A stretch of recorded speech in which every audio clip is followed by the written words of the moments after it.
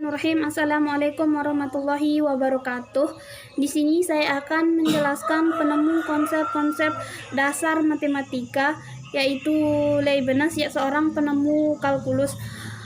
Sebelum kita menjelaskan apa saja yang ditemukan oleh Leibniz ini, terlebih dahulu kita tahu siapa sih Leibniz ini.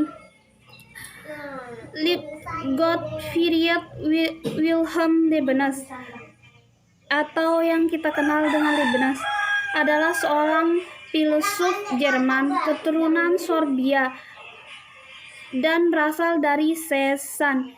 Selain sebagai seorang filsuf, ia adalah seorang ilmuwan matematikawan, diplomat, pustakawan, fisikawan, sejarawan, doktor dalam hukum duniawi dan hukum gereja, dengan pengacara berkebangsaan Jerman. Ia lahir 1 Juli 1646 di Kekaisaran Romawi Suci. Leibniz sendiri adalah seorang anak dari profesor filsafat moral. Sedangkan ibu Leibniz sendiri adalah anak dari pengacara. Ayah Leibniz itu meninggal pada saat ia berumur 6 tahun. Dan ia dibesarkan oleh ibunya. Nilai moral dan religius yang memegang peran penting dalam kehidupan dan filsafat hidupnya barangkali merupakan turunan dari ayahnya. Setelah sekolah, Leibniz mulai mempelajari buku-buku peninggalan ayahnya, teristimewa buku-buku tentang metafisik dan teologi.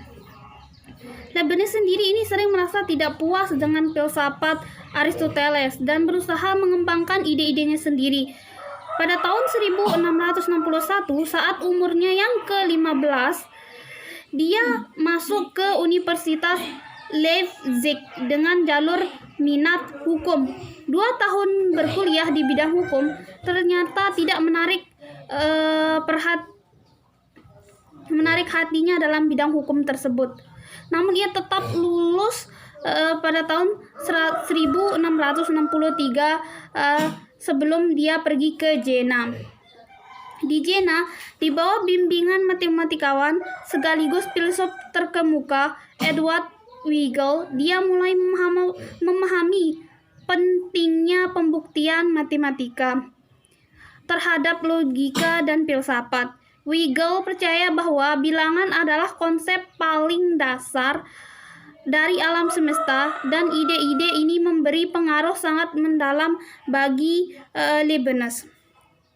Jadi penemuan itu sejarah singkat hidupnya Leibniz. Penemuannya yaitu mesin penghitung yang dikatakannya jauh lebih hebat dibandingkan buatan Pascal,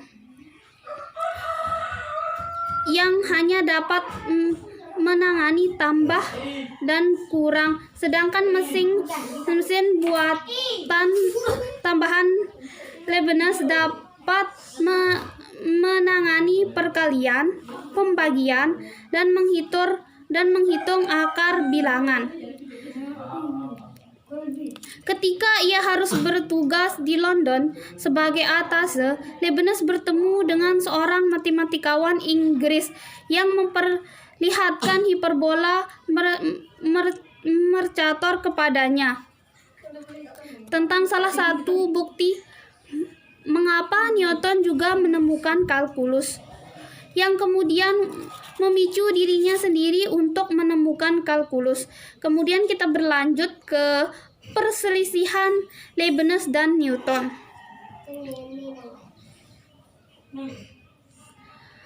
Kebanyakan ahli sejarah percaya bahwa Newton dan Leibniz mengembangkan kalkulus secara terpisah. Keduanya pula menggunakan notasi matematika yang berbeda pula. Menurut teman-teman dekat Newton telah menyelesaikan karyanya bertahun-tahun sebelum Leibniz. Namun Leibniz namun tidak mempublikasikannya sampai pada tahun 1693. Ia pula baru menjelaskan secara penuh pada tahun 1704. Manakala pada tahun 1684 Leibniz sudah mulai mempublikasikan penjelasan penuh atas karyanya. Notasi dan metode diferensial Leibniz secara universal diadopsi dari daratan Eropa. Sedangkan kerajaan Britania baru mengadopsinya setelah tahun 1820. Dalam buku catatan Leibniz dapat ditemukan adanya gagasan sistematis yang memperlihatkan bagaimana Leibniz ini mengembangkan kalkulusnya dari awal sampai akhir. Manakala pada catatan Newton hanya dapat ditemukan hasil akhirnya saja. Newton mengklaim bahwa ia enggan mempublikasikan kalkulusnya karena takut ditertawakan. Newton juga memiliki hubungan dekat dengan matematikan Swiss Nicolas Foucault de Duiller. Pada tahun 1691, Dully merencanakan untuk mempersiapkan versi baru buku Filosofi Naturalis tahun 1693. Pula hubungan antara keduanya menjadi tidak sedekat sebelumnya. Dalam buku catatan Leibniz dapat ditemukan adanya gagasan-gagasan sistematis yang memperlihatkan bagaimana Leibniz mengembangkan kalkulusnya dari awal sampai akhir. Maka pada catatan Newton hanya dapat ditemukan hasil akhirnya saja. Newton mengklaim bahwa ia enggan mempublikasikan kalkulusnya karena takut ditertawakan. Newton juga memiliki hubungan dekat dengan matematikawan Swiss Nicolas Foucault de Duiller. Pada tahun 1691, Duiller ini merencanakan untuk mempersiapkan versi terbaru buku Filosofi Naturalis Principia Mathematica Newton, namun tidak pernah menyelesaikannya. Pada tahun 1693 pula hubungan antara keduanya menjadi tidak sedekat sebelumnya. Pada saat yang sama, Duiller saling bertukar surat dengan Leibniz. Pada tahun 1699, anggota-anggota Royal Society mulai menuduh Leibniz menjiplak karya Newton. Perselisihan ini memuncak pada tahun 1711.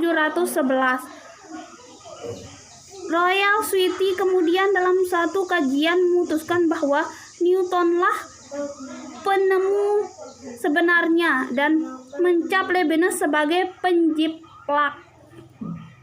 Kajian ini kemudian diragukan karena setelahnya ditemukan bahwa Newton sendiri yang menulis kata akhir kesimpulan laporan kerja ini. Sejak itulah bermulainya perselisihan sengit antara Newton dan Leibniz. Perselisihan ini berakhir setelah meninggalnya Leibniz pada tahun 1716. Mungkin Leibniz adalah pencipta lambang-lambang matematikawan terbesar. Kepadanya kita berhutang nama-nama kalkulus diferensial dan kalkulus integral.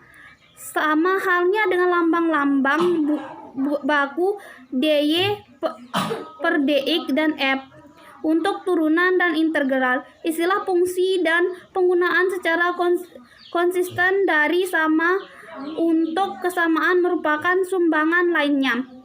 Kalkulus berkembang jauh lebih cepat di daratan Eropa dibandingkan Inggris.